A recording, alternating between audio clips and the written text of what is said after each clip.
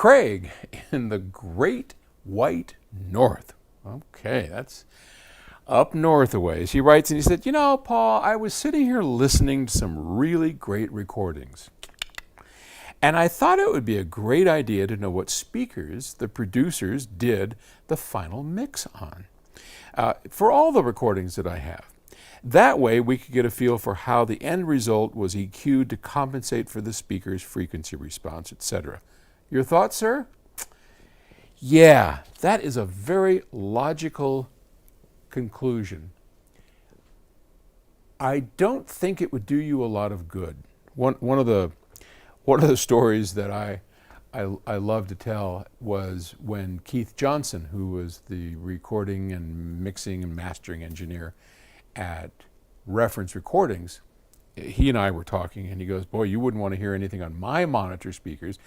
To most people, they sound like crap, but it works for me. It tells me everything I need to know, and I never listen to the final mix on that to make sure. So he'll mix on it, but then when he goes to listen, he's got his pair of probably Wilsons and Spectral. They're big, tied together, and that's a great sounding system.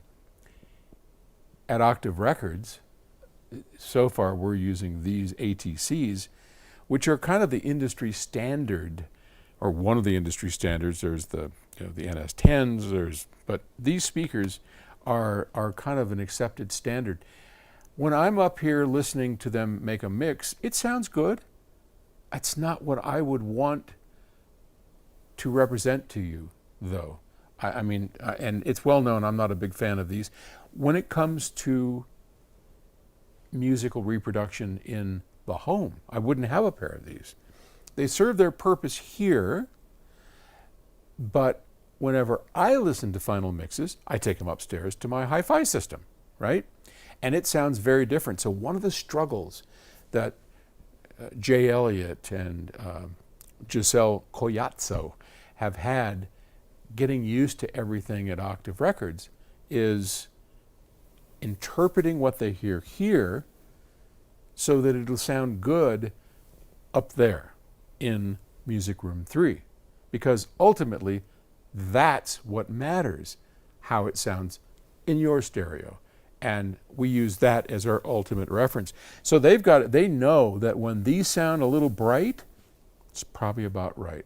When these sound a little bit this way and that way, where normally you'd say, oh no, turn it down, do this or that. If you do that, it won't sound right on the other speakers. And those other speakers, our references, are more accurate to represent what people listen to at home than these ever will be. So it's tough. It's a real ball breaker. I mean, eventually, as we continue to build out Octave Records, what I want to do is something that I think is closer to what you're asking for up there in the Great Northwest, or Great White North, is to have identical speakers to the reference, right?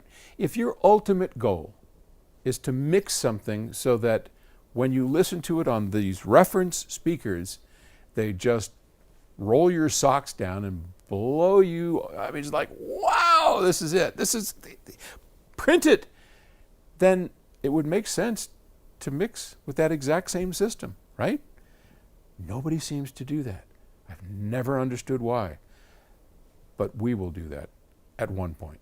Okay, hope that answers your question. Okay, take it easy. Bye.